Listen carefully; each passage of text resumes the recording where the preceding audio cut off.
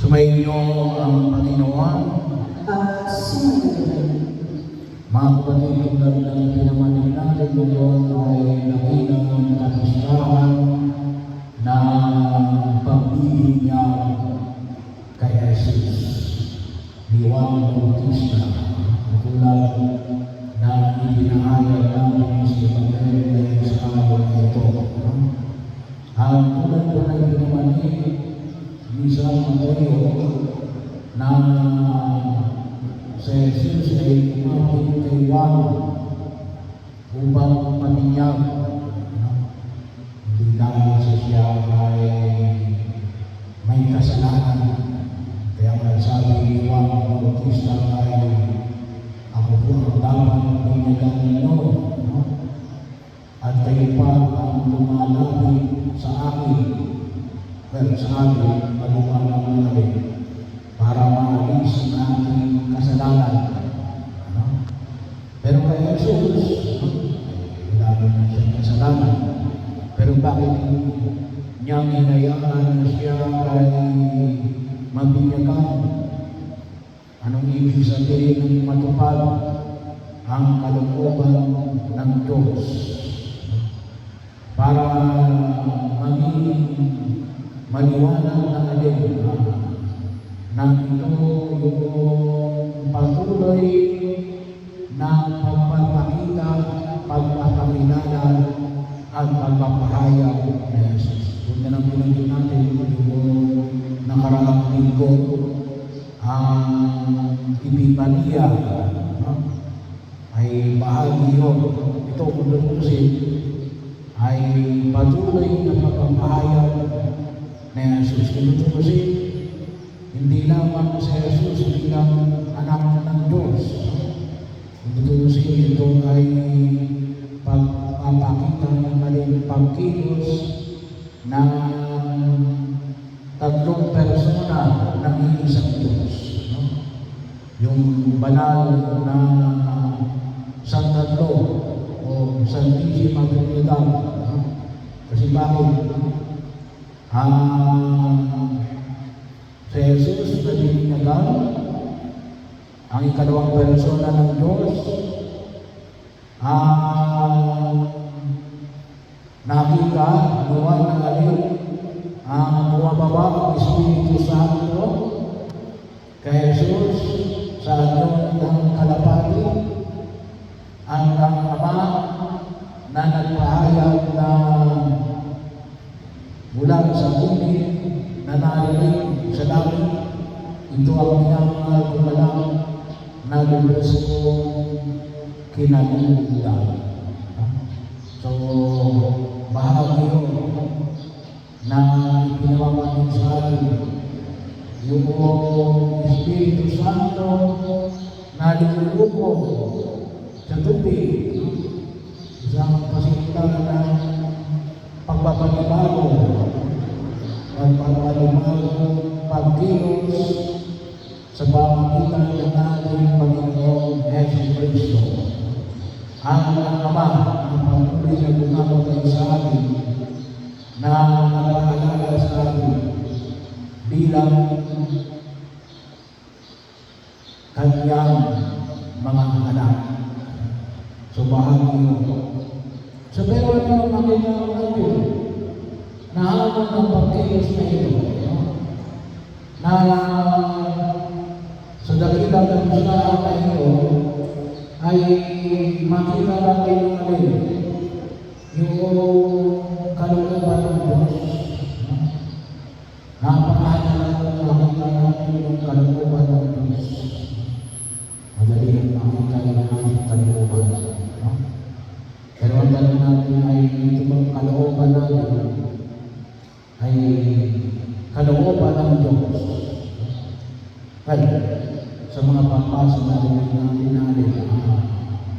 maliwanag, pag-iwas sa kasalanan, pagsunod sa kanyang mga utos ng Diyos, utos ng simbahan. Pero bahagi yun, dapat pinapaniwanan sa ating mga desisyon sa daigdig na ito. Nasa Diyos na ito. Bahagi yun. Hindi ho lahat. Kasi ngayong panahon na ito, ay kasi tumutulong mo sa kapwa mo. Pero wala kang Diyos. Ginagawa yun ang mga hindi naniniwala sa Diyos. Ginagawa yun ang mga komunista. Tumutulong sa kapwa. Pero hindi nila kinikilala na naroon ang Diyos. Kaya napakala ako, sana nakikita natin ang pagkilos ng Diyos sa buhay natin, sa desisyon natin. Kaya napakala ako, yung pagdarasal, pagsisimba, bahagi yun sa maliwanag na pagkilala natin na narito ang Diyos. Sa Jesus, ang anak ng Diyos. Yun ang higit na pagkakilala na ipinamamalit ko sa atin sa daigdig na ginagawa natin. Manumanay na yung naniniwala natin na may Diyos. Pero hindi sila naniniwala na sa Jesus ang Diyos. So bahagi yun kung saan ay nakita ko natin. Marami ang Diyos. Kahit mo sa pagkilos, kung saan, kahit na ako minsan ay mga nagsasabi ng mga Kristiyano kami. Pero sa Jesus ay tao lang ako, hindi sa Diyos. Pero kung tatanong mo, Kristiyano siya. Hindi niya sunod na sa religion ay Kristiyano. Pero wala na sa Jesus. Kaya dapat pakita natin, ito ba yung kagustuhan ng Diyos sa mga desisyon natin? Nasaan sa Jesus dito? At yung pagkilos natin, ito yung buto na maniwala na ito pala ay kalooban ng Diyos. Kung isa po, ayaw natin isama ang Diyos kapag kuminsan mahirap. Mahirap ang kuminsan ay pinagagawa ng Diyos. Pangalawa, puntos. Hindi ko nais ng Diyos na mahirapan tayo. Saan tayo lukod ng lakas? Sabi nga natin, napakahalaga yung elemento na binibigyan natin na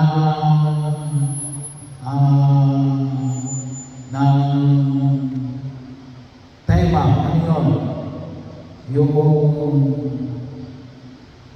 pangunguna ng grasya ng Diyos.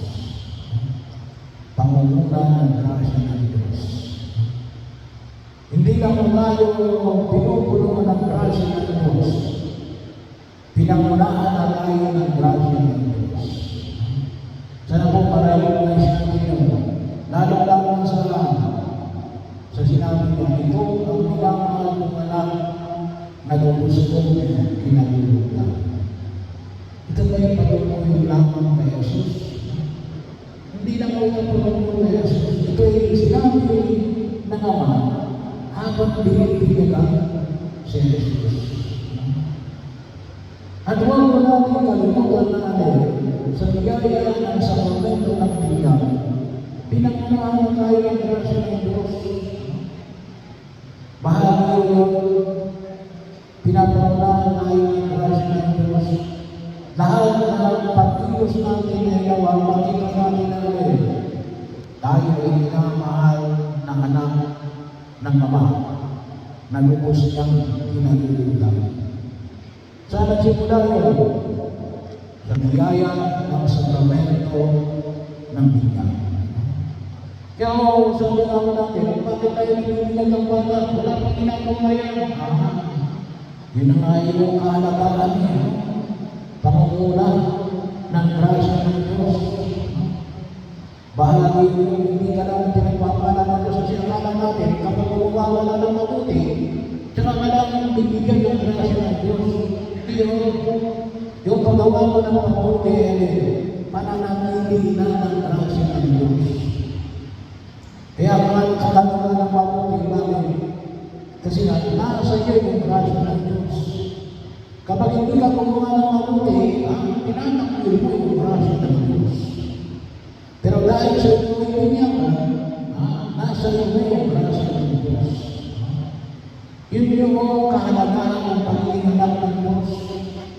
Kaya naman makikita natin na sabi nga sa isang kardinal, kung isang nakatutok sa isang sa original sin, nakalimutan natin yung yung original grace, yung original blessing. Nauna yung original blessing, pangalawa lang ang original sin. Bahagi yun, tayo ay, bakit? Ano yung original blessing? Ay kasama na ng Diyos sa natin. Yun ang unang nilikha ng Diyos ng tao. Kasama na tayo. Sinino lamang ng original sin. Yan ang tutok lang natin ngayon, yung original sin ang kalimutan na lang yung original blessing. At yan ay nire-release natin sa sakramento ng binyag. Kaya bahagi yun, isa sa mga programa na ginagawa natin, at ako kayo nagpapasalamat, pagkaman doon sabi nga natin, kapag araw na dito, ginagawa ko yung second Sunday, second Mass natin. Inilalagay ko sa loob ng misa, yung binyag.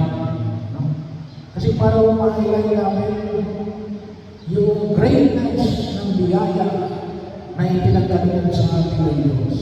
Saan? Simula ng binyag. But it has to be maintained.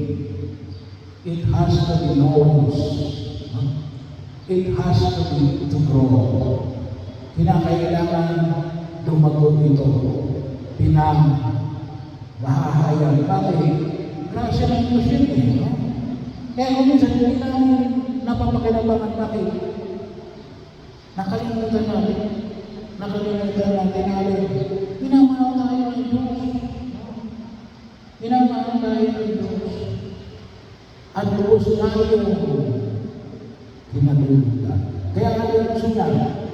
Gusto niya natin mapabuti ang ating katatayuan.